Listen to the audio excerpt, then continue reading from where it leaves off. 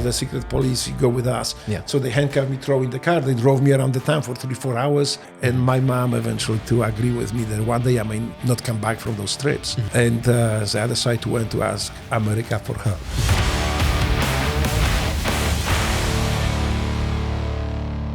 And so when the hard times hit, when I was being in danger, because I was being kidnapped from the street sometimes. I was walking from the club with friends. They just, the civilian cars comes in, the cops come in and say, hey, there's a secret service, I mean, the secret police, you go with us. Yeah. So they handcuffed me, throw in the car. They drove me around the town for 3-4 hours. 3-4 hours, they dumped me on the... somewhere outside the town, and then I have to walk back. If it was daytime, there's no big deal. But if it was at night, the communication was not there. I didn't have a car, so I didn't even know anybody who had a car. So I had to just walk my way back. And my mom eventually to agree with me that one day I may not come back from those trips. And the other side went to ask America for help.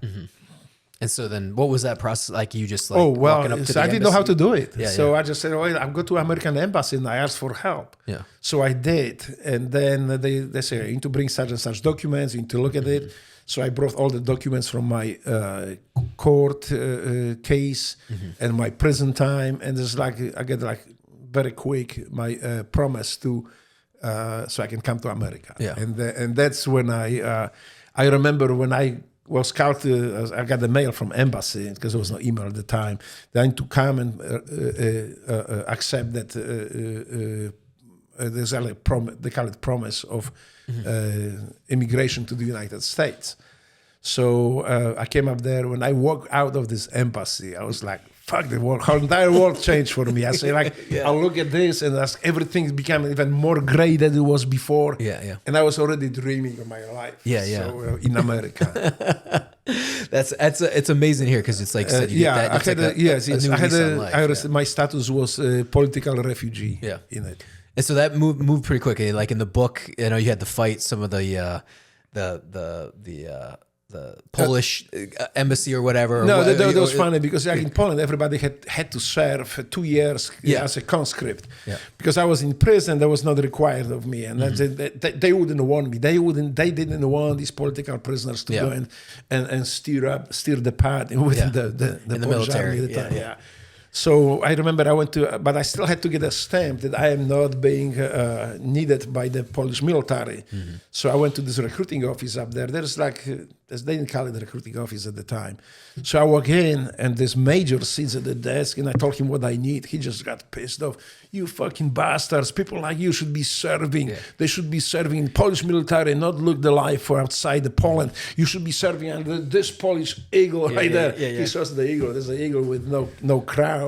So I'm just looking at it and I was like, no, fuck this guy. I'm just like, this time I'm already free. I have that promise that I'm emigrating to the United States. So I said, well, the first thing, that's not the Polish eagle. The one that is sitting over your head, which is hanging over your head, it's not the Polish eagle. That doesn't have a crown on it. And the crown was stole by a Bolshevik, and that Polish eagle was sent to gulags in Soviet Union. But I tell you what, I don't want to be in your shoes when he comes back, because he will. Oh, wow, this guy just blew up on me. He gave me the stamp, signed it, and just cussed me. I was here, he's stomping, screams, and cussing. Even when I was on the street, walking out with the fucking stamp. I'm not. I can leave Poland. What was that like? What was the feeling like then, knowing that you're going to go, but you're leaving your family behind? You know, like you're still young. You're in your early 20s. Yeah, well, no, we agreed that most likely I will never see my family at the time. So that was something that we agreed, but we knew that it was necessary because if I did not leave, most likely I wouldn't survive long. So I was saying goodbye to my family in Poland forever at the time. And what year was this one? It was 1984. 84. Okay. Yes. All right. And then you make your way to Germany. Yes. And then you chose. So that was great. It was like 3 weeks basically. So I left Germany. There was like a camp for political refugees where basically we learned about America, about living in America, what to do, what not to do. And we were told, like, you need to we don't ask you of anything. We don't need anything from you people. We just want you to respect our citizens, our customs, our rules, regulation, and our country. Respect America. And that's all. And this is how you can do it. This is how you can succeed. So we have people from the State Department coming in, helping us out, like telling us about America. Yeah. So my dreams is already there. I say, my God, I'm already.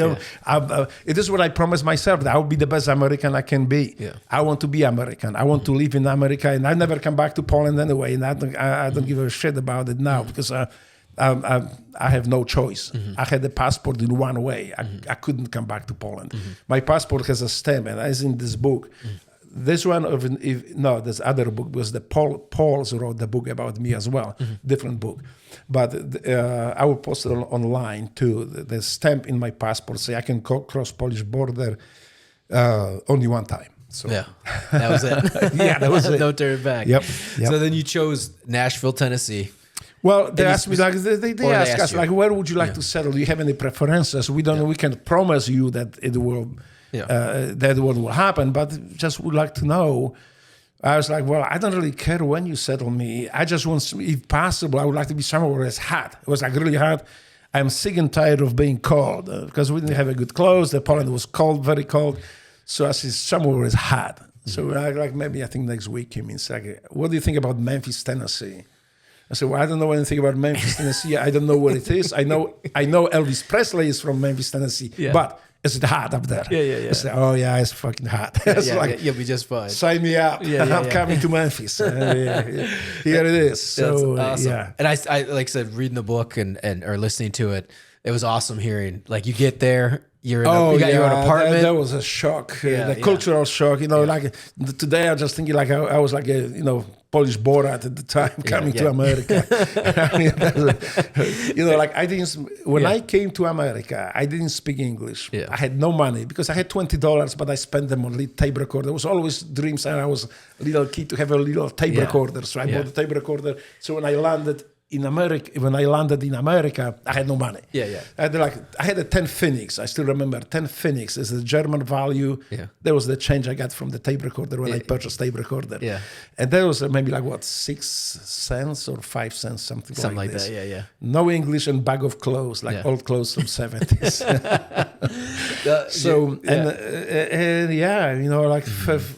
I wanted to say thank you. I didn't know how to say thank you because I couldn't say TH. There is not such sound in Polish.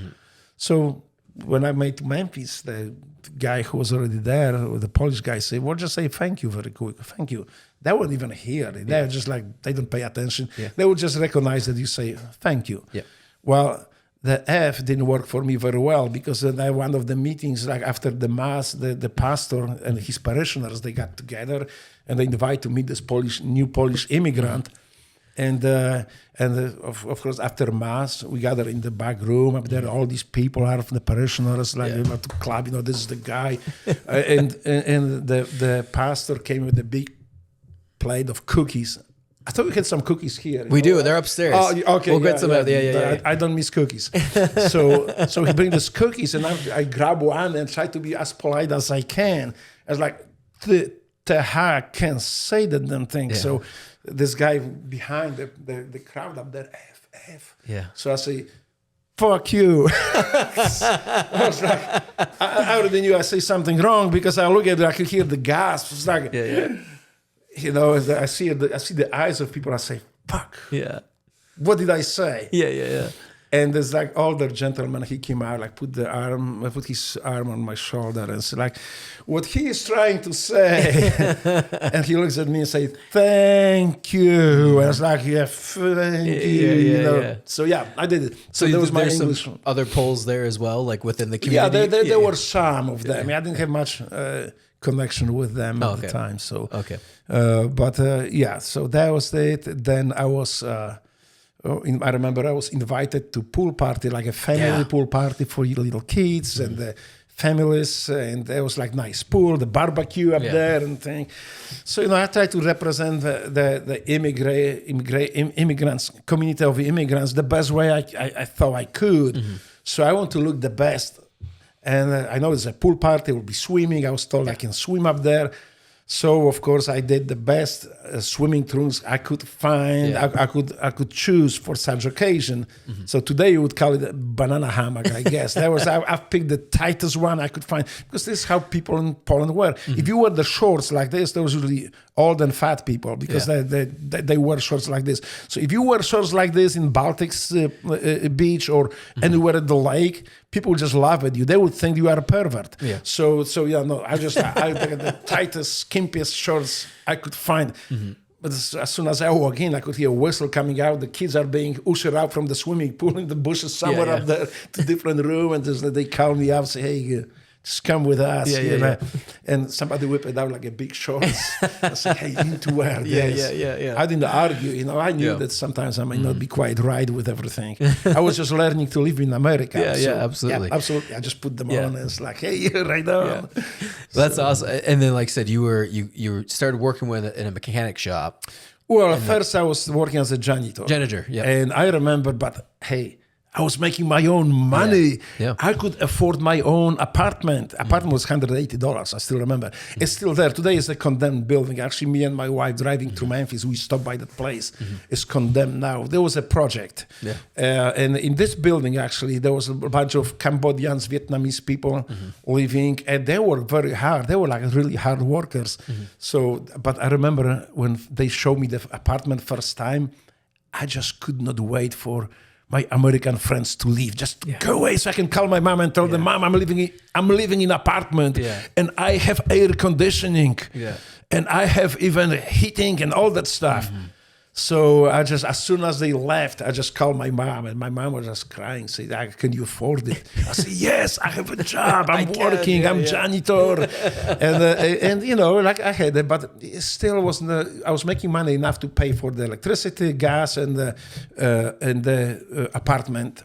But really, for food, I think I would have like maybe $12 or $12 or maybe $20. I think I had left. So that was good. I mean, at that time I could buy.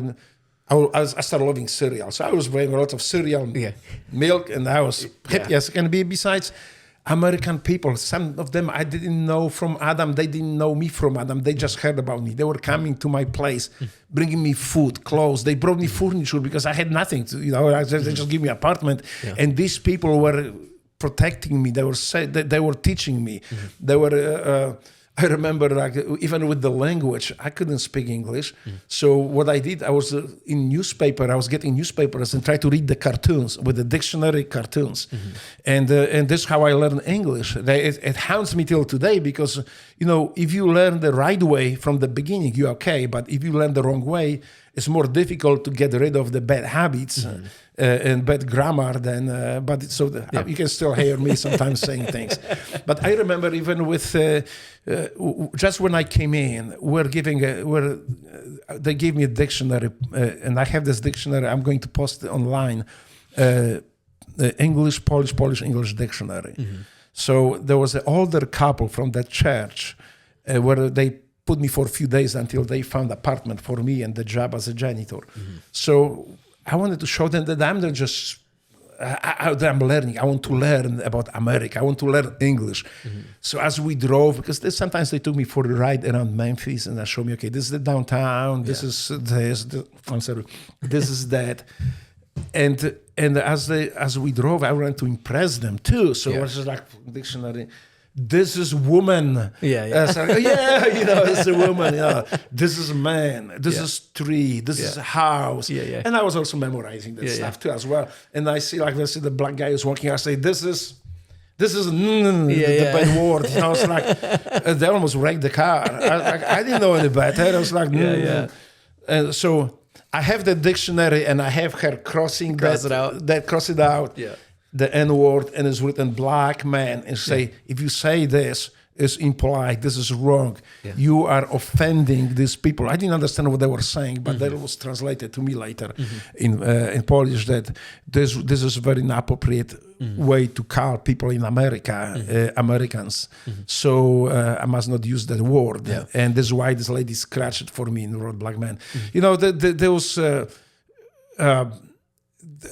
There was a learning curve that, especially for the guy who didn't speak English, and everything I had to rely on my American friends with everything. Mistakes that could be easily made. Of course, I learned very quick later on that in America, we have only one color. It's red, white, and blue. That when I joined the Navy, that was the first thing that was instilled in me, in my heart. I love that story. Like the mechanic story. But later on, I was like, I was working hard. It was yeah. actually good because I had the map in one hand and the cartoon in another hand. And Joe loves Jane. Joe loves Jane. So Joe loves Jane is this and this. So this is how I learned English. Yeah. And I thought it was great.